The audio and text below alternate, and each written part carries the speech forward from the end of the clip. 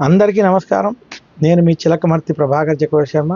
2026 సంవత్సరం ధనురాశి యొక్క ఫలితాలు. ధనురాశి వారికి 2026 సంవత్సరం మధ్యస్థ ఫలితాలు అధికంగా ఉన్నాయి.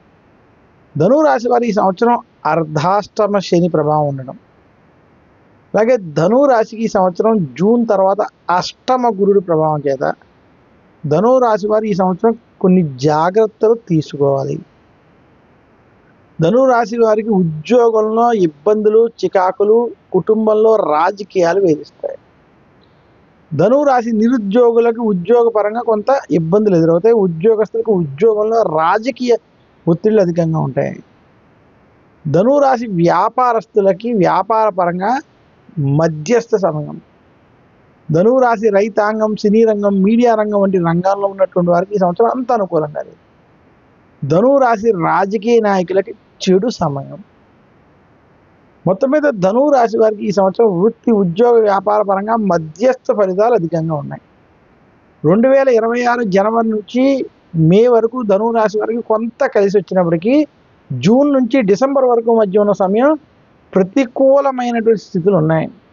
ధనురాశి వారు ఆరోగ్య విషయాల్లో జాగ్రత్తలు వహించాలి. వృత్తి, ఉద్యోగాల్లో రాజకీయాల పట్ల జాగ్రత్తగా ఉండాలి. పెట్టుబడుల విషయాల్లో, ఖర్చుల విషయాల్లో కూడా ఆచితూచి వ్యవహరించాలి.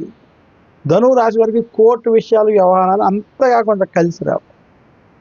2026 సంవత్సరం ధనురాశి వారు వృత్తి, ఉద్యోగ, వ్యాపార పరంగా జాగ్రత్తలు పాటించాలని సూచిస్తూ ధనురాశి విద్యార్థులకు 2026 మధ్యస్థ నుండి అనుకూల ఫలితాలను కొంత కలిసి వచ్చేటువంటి స్థితి ఉంది. అయినా కూడా చదువు విషయంలో అశ్రద్ధ చేయకూడదు.